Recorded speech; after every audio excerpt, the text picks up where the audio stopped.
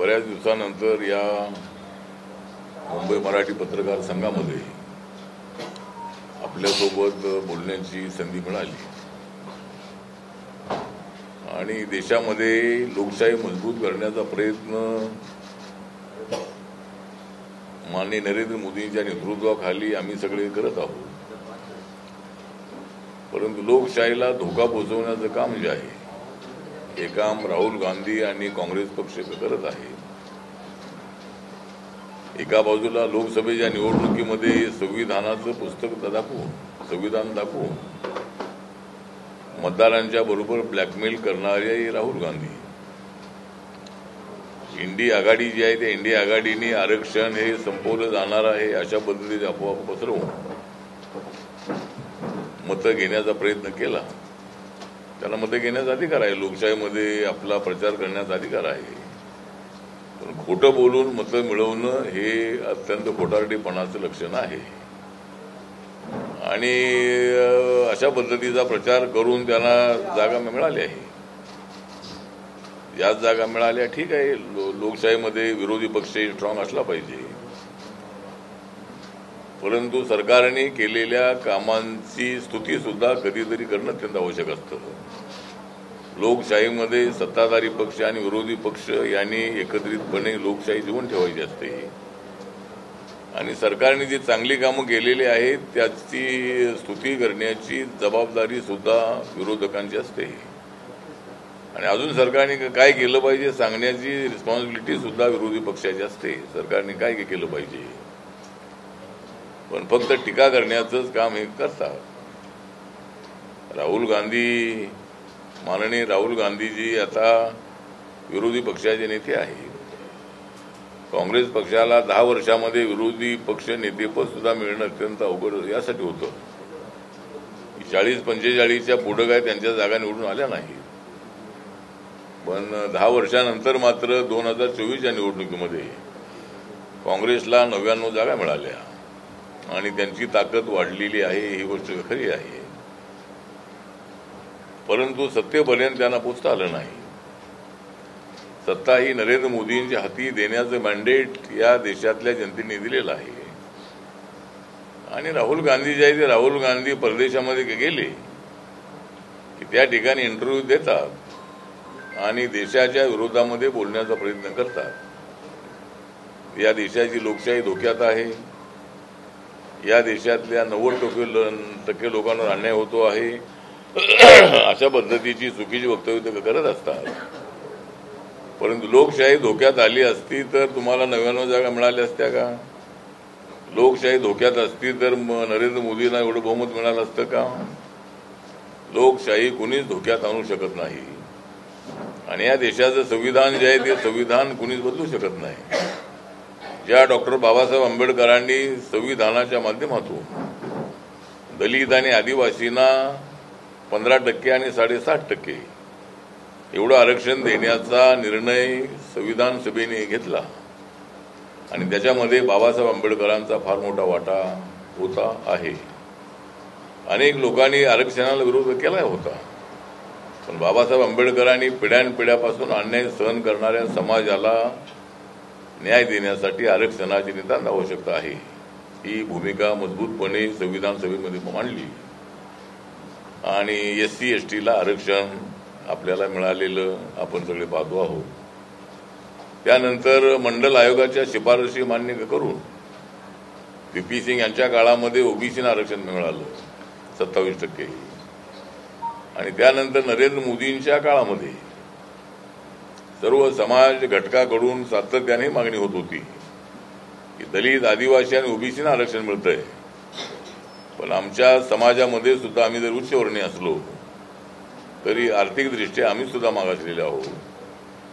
त्यामुळे आम्हाला आरक्षण मिळालं पाहिजे ही मागणी सातत्यानं महाराष्ट्रामध्ये मराठा समाज, हरियाणामध्ये जाट समाज, गुजरातमध्ये पटेल पाटीदार समाज, राजस्थानमध्ये UPमध्ये राजपूत समाज आणि साऊथ इंडियामध्ये रेड्डी समाज व जो क्षत्रिय समाज आहे या सर्व समाजाकडून अशी मागणी आणि आपला ब्राह्मण समाजाचं म्हणणं हेच होतं की आमच्यामध्ये सगळे लोक श्रीमंत नाही, आमच्यामध्ये सुद्धा आर्थिकदृष्ट्या मागासलेली मोठी संख्या आहे तर जे ज्यांचं उत्पादन 8 लाखाच्या आतमध्ये आहे अशा कुटुंबातल्या मुलांना मुलींना शिक्षणामध्ये आणि नोकऱ्यामध्ये आरक्षण मिळालं पाहिजे ही मागणी सातत्यानं होत होती.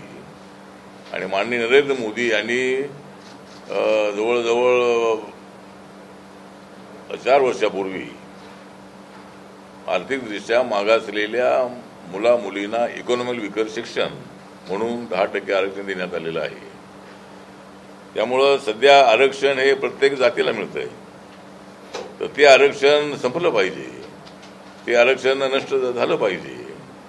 अशा पद्धतीची अत्यंत बेतालपणाची जी भूमिका आहे, अत्यंत चुकीची जी भूमिका आहे, ही भूमिका काँग्रेसचे नेते आणि अपोजिशनचे नेते राहुल गांधी यांनी अमेरिकेमध्ये ही भूमिका मांडलेली आहे. त्याचा देशभरामध्ये निषेध होतच आहे. रिपब्लिकन पक्षाच्या वतीने ठिकठिकाणी आंदोलन होत आहे. आणि महाराष्ट्रभर सुद्धा आणि देशामध्ये सुद्धा रिपब्लिकन पक्ष हा राहुल गांधींच्या विरोधामध्ये, राहुल गांधी यांनी माफी मागावी, फक्त राहुल गांधींनी नव्हे तर काँग्रेस पक्षाचे अध्यक्ष मल्लिकार्जुन खरगे यांनी काँग्रेस पक्षाच्या वतीनं सुद्धा माफी मागावी, अशा पद्धतीची आमची आग्रही मागणी आहे. आणि राहुल गांधींचा निषेध करण्यासाठी रिपब्लिकन पक्षाचे कार्यकर्ते रस्त्यावर उतरलेले आहेत, रस्त्यावर उतरतील. संपूर्ण महाराष्ट्रभर या संबंधामध्ये तालुका जिल्हा पातळीवर राहुल गांधींच्या निषेधार्थ आरपीआयचं आंदोलन होणार आहे. कुठं जोडे मारो आंदोलन होणार आहे, कुठं जोडे खाऊ आंदोलन होणार आहे. आणि अनेक ठिकाणी निदर्शनं मोर्चे आरपीआयच्या वतीनं आम्ही काढण्याचा निर्णय घेतलेला आहे. आणि दलित समाजामध्ये मोठा प्रचंड असंतोष आहे. आणि राहुल गांधी यांनी मात्र अशा पद्धतीची जी भूमिका आहे ती मांडून त्यांनी आपल्या भारतीय संविधानाचा अपमान केलेला आहे, बाबासाहेब आंबेडकरांचा अपमान केलेला आहे. आरक्षण मिळणाऱ्या दलित, आदिवासी, ओबीसी आणि EWS च्या सर्व घटकांचा त्यांनी अपमान केलेला आहे. आणि म्हणून राहुल गांधींचा या ठिकाणी आम्ही तीव्र निषेध करतो आहोत. आणि राहुल गांधी यांनी अशा पद्धतीची वक्तव्य देशाच्या बाहेर गेल्यानंतर देश आमचा कसा पुढे चाललेला आहे, देशामध्ये कशी प्रगती होते आहे, आमचा देश 10 नंबरवरच्या इकॉनॉमीवरून 5 नंबरवर कसा आलेला आहे, हे तिथं सांगणं अत्यंत आवश्यक आहे. ही जी आपली परंपरा आहे, ही परंपरा ब्रेकअप करण्याचं काम जो आहे हे राहुल गांधी सातत्यानं करतायत. भारताच्या बाहेर गेल्यानंतर आपण आपल्या देशामध्ये कशी प्रगती होती आहे,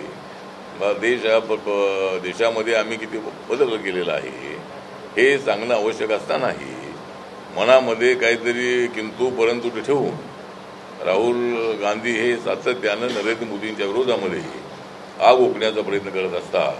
आणि म्हणून त्याचा आम्ही तीव्र निषेध करतो आहोत. आणि रिपब्लिकन पक्षाच्या वतीनं देशभर तर आंदोलन होतच आहे, पण महाराष्ट्राच्या कानाकोपऱ्यामध्ये रिपब्लिकन पक्षाचे कार्यकर्ते हे राहुल गांधींच्या विरोधामध्ये आणि त्यांच्या भूमिकेच्या निषेधार्थ आम्ही संपूर्ण महाराष्ट्रामध्ये आंदोलन करणार आहोत.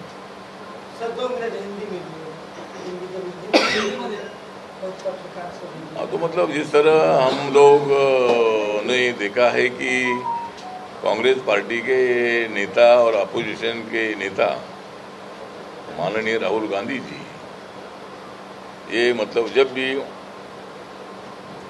भारत के बाहर जाते हैं तब देश के खिलाफ बात करते हैं. उनके दिमाग में ये बात है कि भाई नरेंद्र मोदी जी ने कुछ भी नहीं किया है. नरेंद्र मोदी जी को हटाने की कोशिश भी काफ़ी हो गई, लेकिन लोकसभा के चुनाव में ब्लैकमेल करके संविधान बदलेगा, आरक्षण ये सरकार आएगी तो निकाला जाएगा, इसी तरह की भूमिका रखने की कोशिश इन लोगों ने की और ब्लैकमेल करके लोगों का वोट लेने का प्रयत्न किया. लोगों का वोट लेने का आपको लोकतंत्र में अधिकार है, लेकिन झूठा बोलकर वोट लेना ये अच्छी बात नहीं है लोकतंत्र में. और इसीलिए मुझे लगता है कि राहुल गांधी जी ने अमेरिका में जाकर दलित, आदिवासी, ओबीसी का जो आरक्षण है ये आरक्षण खत्म होगा या होना चाहिए, इसी तरह की बात उन्होंने की है. और उन्होंने बाबा साहब अम्बेडकर जी, भारतीय संविधान और दलित, आदिवासी, ओबीसी और ईडब्ल्यूएस के लोगों का बहुत बड़ा अपमान किया है।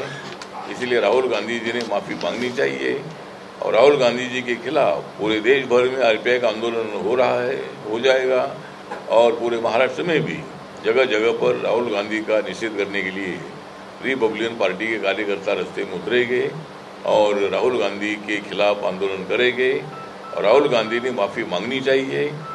इसी तरह की भूमिका हमारी है और हम सब लोग इतना बताना चाहते हैं कि मल्लिकार्जुन खड़गे साहब जो है ये बता रहे हैं जम्मू कश्मीर में कि अगर 20 सीटें अगर इनकी कम हो जाती थी तो ये सब लोग जेल में होते थे। तो जेल में होते थे तो मुझे लगता है कि सरकार मोदी जी की आई है। तो अभी तक मल्लिकार्जुन खड़गे जी बाहर है, वो जेल में नहीं है।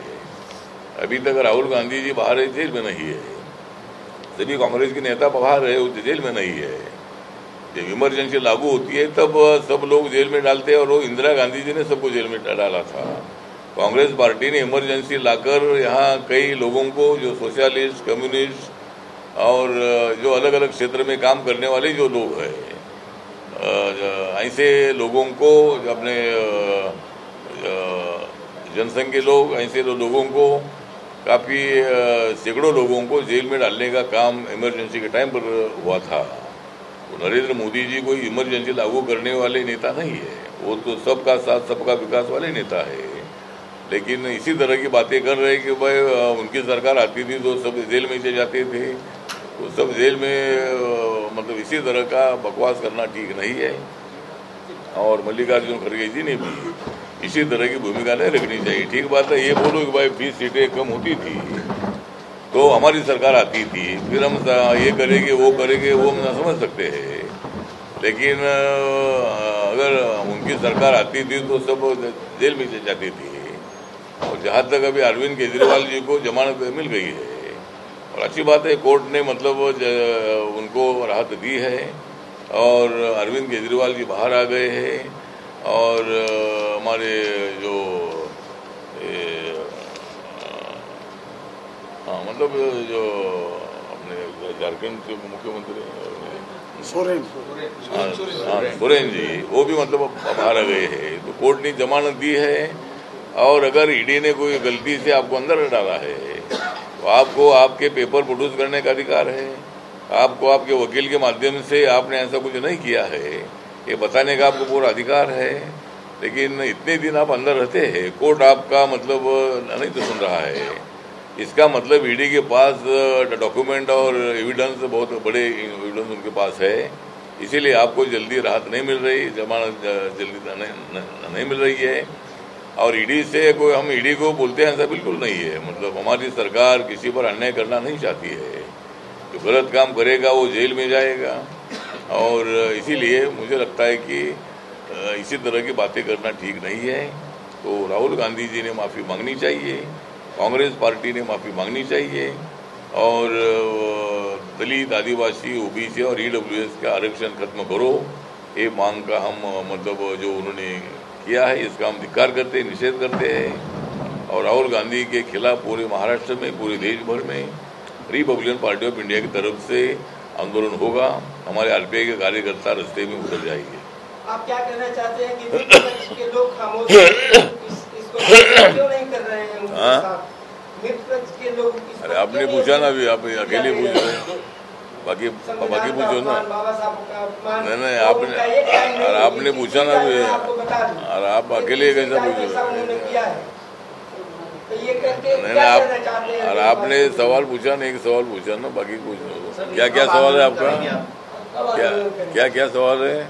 एक ही सवाल है मेरा, एक ही टाइम नहीं है, ये दूसरा तीसरा चौथा क्या सवाल है? सवाल क्या है आपका? उन्होंने ऐसा किया। सवाल मेरा ये कि मित्र पक्ष के लोग चुप क्यों नहीं कंडम कर रहे हैं उनके बयान? मित्र पक्ष के लोग, अपने मित्र पक्ष लोग सवाल क्यों पूछ रहे हैं, क्यों कंडम नहीं करते? जो लोग हैं कांग्रेस के मित्र पक्ष, आंदोलन कांग्रेस के मित्र पक्ष जो मतलब अभी कांग्रेस के मित्र पक्ष है वो तो उन्होंने स्ट्रेट भूमिका लेनी चाहिए, लेकिन वो नहीं ले पा रहे हैं। वो राहुल गांधी जी का समर्थन कर रहे हैं, वो ऐसा नहीं बोला है, ऐसा नहीं है, वो है। तो मुझे लगता है कि जिस तरह संजय राउत जी हमारे अच्छे मित्र हैं और उन्होंने मतलब ठोस भूमिका लेनी चाहिए। जब इतने लोगों के खिलाफ अगर राहुल गांधी जाकर वहाँ बोलते हैं तो उन्होंने ऐसी भूमिका लेनी चाहिए, लेकिन अभी वो उनके साथ है, इंडिया आघाड़ी में है, महाविकास आघाड़ी में है, तो वो उनका समर्थन कर रहे हैं। हम कांग्रेस पार्टी का तो समझ सकते हैं, लेकिन बाकी की जो पार्टियां है, माननीय शरद पवार साहब की पार्टी है, माननीय उद्धव ठाकरे जी की पार्टी है, उन लोगों ने तो राहुल गांधी के स्टेटमेंट का विरोध करना चाहिए, लेकिन वो कुछ बात नहीं कर रहे। क्या इस आंदोलन में भाजपा समर्थन करेगी आप? हाँ, आपके इस आंदोलन में भाजपा समर्थन करेगी? नहीं, भाजपा का भी आंदोलन चल रहा है, मतलब हमारी पार्टी का आंदोलन में अनाउंस कर रहा हूँ। भाजपा भी अपना अपना आंदोलन कर रहे। उन्होंने कल रमाबाई अम्बेडकर नगर में उन्होंने भी आंदोलन किया था। प्रीतम अपना पंकजा मुंडे और आशीष शेलार जी भी वहाँ थे, और हमारा आरपीआई की तरफ से भी कल आज़ाद मैदान में आंदोलन हुआ। तो जगह जगह पर हमारा भी आंदोलन होगा, लेकिन वो सपोर्ट मतलब उनका भी आंदोलन होगा, एक विषय पर आंदोलन, एक साथ हमारा आंदोलन नहीं है, लेकिन हमारे आंदोलन को उनका सपोर्ट है, उनके आंदोलन को हमारा सपोर्ट है। विधानसभेसाठी काही जागा वगैरे मागणार हा, जागा जी आहे ती आम्ही 10-12 जागा मिळाव्यात अशा पद्धतीची आमची अपेक्षा आहे। एकतर रिपब्लिकन पक्ष हा आहे, या पक्षाला या विधानसभेच्या निवडणुकीमध्ये एक 10 ते 12 जागा मिळाव्यात अशी आमची अपेक्षा आहे। दलित आणि बुद्धिस्ट मतदारांना आपल्या बाजूला वळवण्यासाठी रिपब्लिकन पक्षाला थोडं झुकतं माप देणं अत्यंत आवश्यक आहे। दलित मतदारांना एकदम अवॉइड करून आपल्याला जे रिझल्ट आहे ते रिझल्ट चांगले मिळत नाही। आमचा पक्ष हा जरी आमच्या समाजामध्ये गट असले तरी माझा ग्रुप आहे तो ग्रासरूटशी संबंध ठेवणारा आणि सातत्यानं संपर्क असणारा माझा ग्रुप आहे, आणि त्यामुळं आमच्या ग्रुपसोबत गावागावामध्ये, शहराशहरामध्ये, वस्तीवस्तीमध्ये अनेक आमच्या शाखा आहेत। त्यामुळं दलित मतं जी आहे ती निवडून येण्यासाठी लागणारी मतं ही आमच्याकडे आहेत। आवाज दलित मतं जी आहे ती दलित मतं ही निवडून येण्यासाठी आमच्याकडे जी आहे ती बीजेपीच्या आणि महायुतीच्या उमेदवारांना निवडून आणण्यासाठी आमची मतं अत्यंत उपयुक्त आहेत। म्हणून रिपब्लिकन पक्षाला 10-12 जागा सोडाव्यात अशा पद्धतीची आमची सूचना आहे। आमच्या कार्यकर्त्यांनाही थोडंसं चर्चेमध्ये त्यांनी बोलवावं। मी तर बाहेर असतो, पण इथं आमचे अविनाश महातेकर आहेत, गौतम सोनवणे आहेत, सिद्धार्थ कासारे आहेत, मुंबईचे अध्यक्ष आहेत, या कोणाला तरी बोलावं। त्यांनी चर्चेमध्ये आमच्या कार्यकर्त्यांना घेतलं पाहिजे।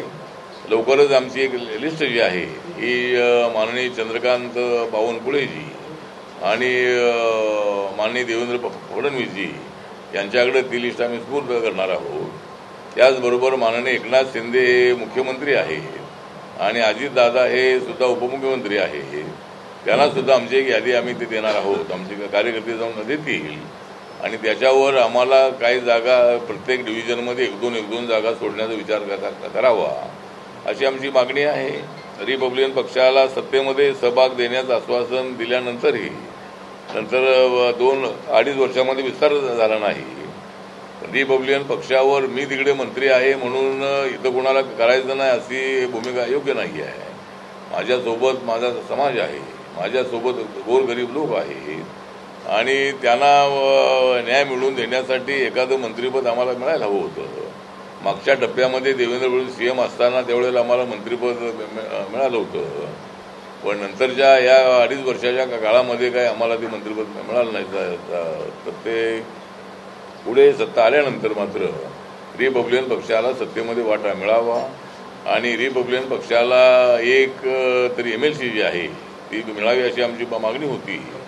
मागचे 6 MLCची नावं जाहीर करण्यात आली, पण रिपब्लिकन पक्षाला त्या ठिकाणी काय न्याय मिळाला नाही।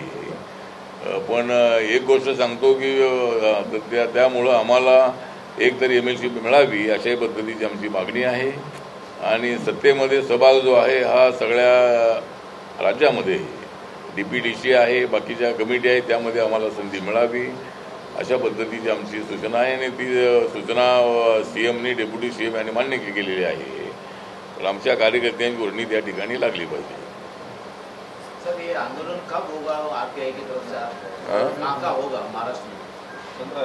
क्या आंदोलन कब होगा आपका?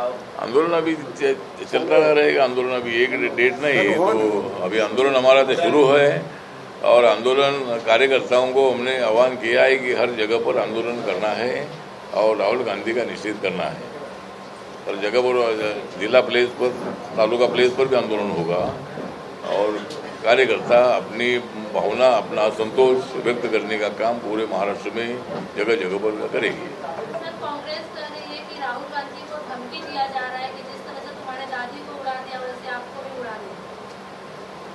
नहीं, राहुल गांधी को धमकी कौन दे रहे हैं? नहीं, क्या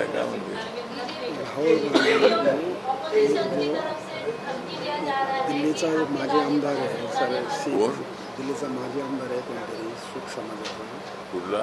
दिल्लीचा, तो बीजेपीचा माजी आमदार आहे. त्यावेळेला तुझ्या आर्मीसाठी तुझी परिस्थिती करेल असं होऊ शकतं. ठीक आहे. नाही, ठीक आहे. आता कुणीतरी दिल्लीचा कोणीतरी माजी आमदार की काय कोणतरी आहे, त्यांनी तर धमकी दिलेली आहे, त्याने आपल्या भावना व्यक्त केलेल्या आहे. पण आम्ही काय तशी हिंसक अशा पद्धतीची भूमिका न घेणारे आम्ही लोक आहोत.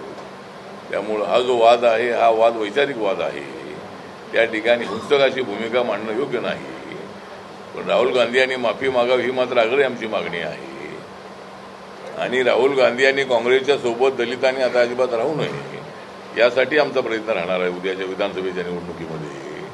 पण अशी भूमिका जी अशी धमकी जी काहीतरी मारण्याची किंवा हिंसक दिली असेल तर त्याला आमचा पाठिंबा नाही.